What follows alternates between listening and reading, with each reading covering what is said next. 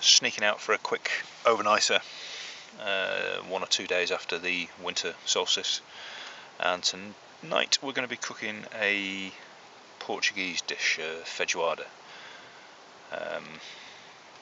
which I got off my sister. A little bit more involved than the dal, but still pretty easy. I'm going to be cooking on an alcohol stove after my gas problems the other day. Now, alcohol stoves aren't quite as easy to cook on, but they do have the saving grace that there's not a great deal to go wrong with them. So for this dish we're going to be, first of all, you could use olive oil, but we're going to cook with butter instead. It just gives it a bit more taste and texture.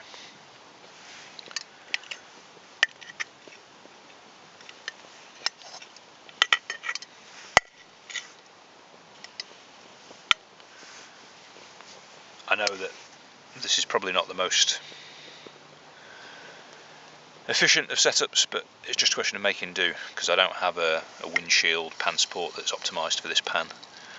I think with things like biking and camping, there's a tendency to get too hung up on the details, and everything has to be perfect. It has to be the most efficient, the most lightweight, and the reality is that if it's good enough, it's probably going to be, by definition, good enough. You know, unless you're a professional sportsman or you're in a survival situation, this is going to do.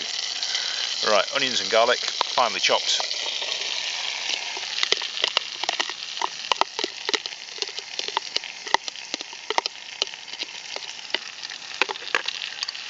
Fry them off in the butter for a minute or two.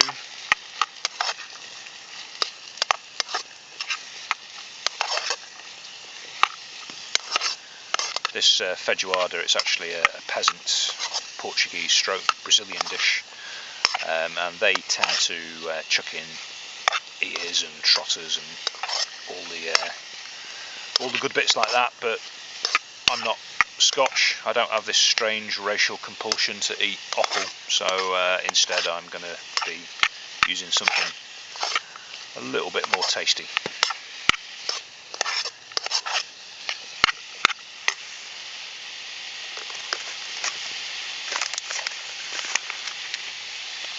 What I've got is this ethically sourced and produced chorizo from the local farm shop, which I cycle to once a week, because that's the kind of smug twat that I am.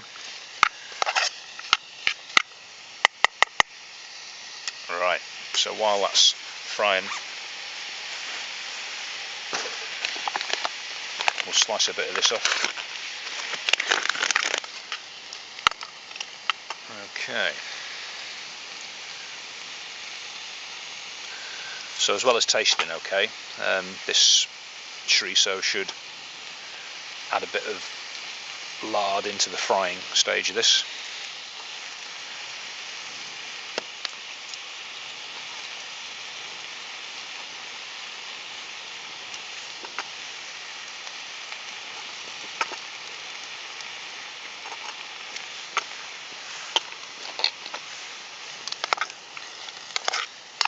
You can get simmer rings for these little speedster meth stoves, but I've never had to use one.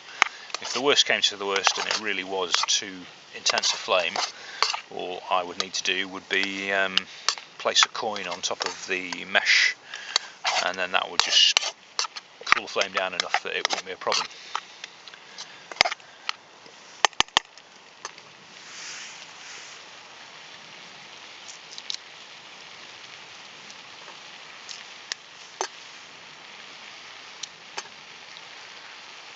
Okay, so I think that'll do for that.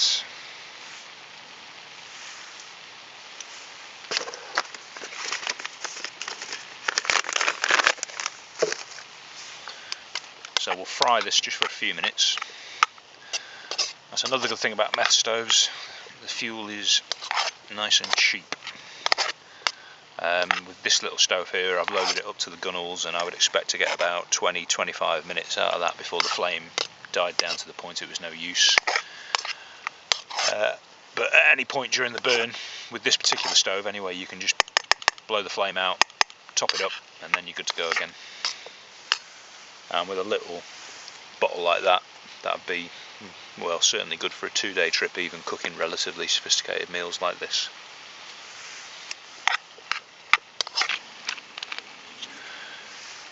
So having fried the chorizo, onion and garlic for a couple of minutes in butter, next step, pour in a good old slug of white wine. This is going to form the basis of the sauce.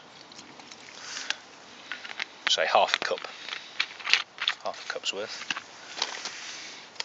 And we're going to bring that back to the boil. While we're at it, we'll chuck in the spices, which in this case are about half a teaspoon of allspice and a teaspoon's worth of paprika.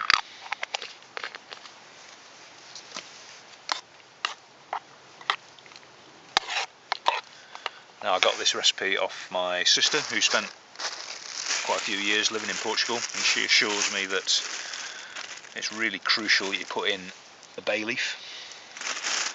And because I like things spicy, we're also going to put in a couple of my home-dried chilies off the plant on the kitchen windowsill.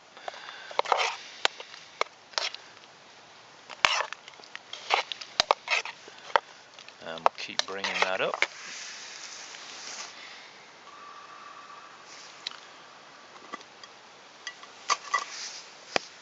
That is now simmering away nicely.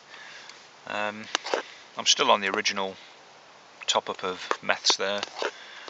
These little stoves, they take a bit longer than gas, but you know, they get there eventually. So it's time for the next stage.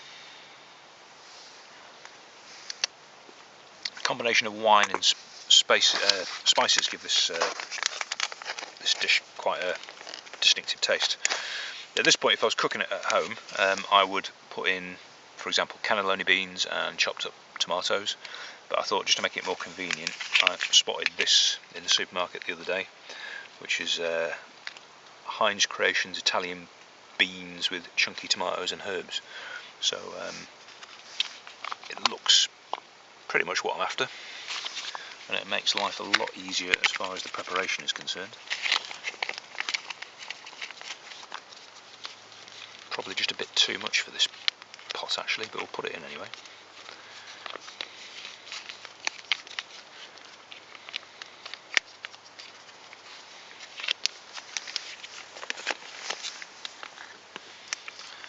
Stir it through. So that's bubbling away nicely now. I'm just going to keep simmering it for a few more minutes just to sort of reduce it down a bit. We're still on the original shot of meths. I think there was about 25ml of meths in that burner when I started it up. And what we're going to be having this with is rice, which I prepared before I started the main meal.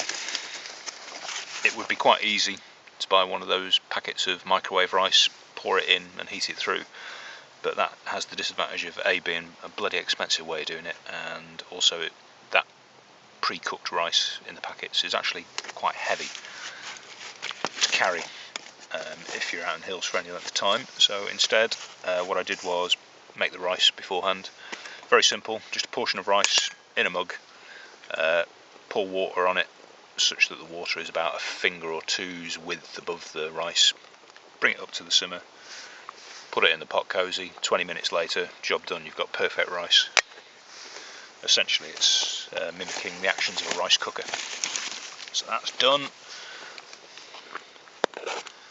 And this is just about done. The thing is with the chorizo, you don't have to cook it through, it's already good to eat. All you're doing is warming it. The beans are all ready to go, so really it was just a question of making sure that the onions were cooked sufficiently at the start. Everything else is just a question of warming through.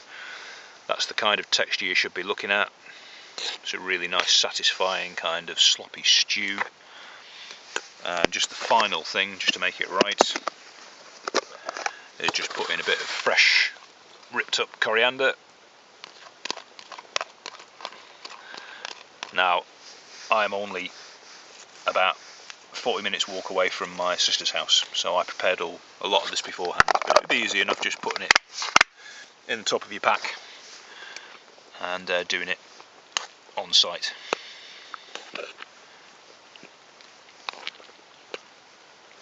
Yeah, I mean the smell of that fresh coriander is great when it goes into a meal.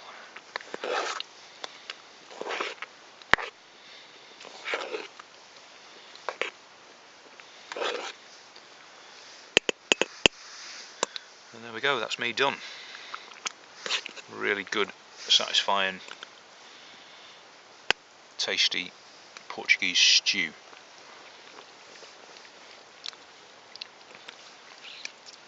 Yeah, it's got a really distinctive taste, that. It's really nice.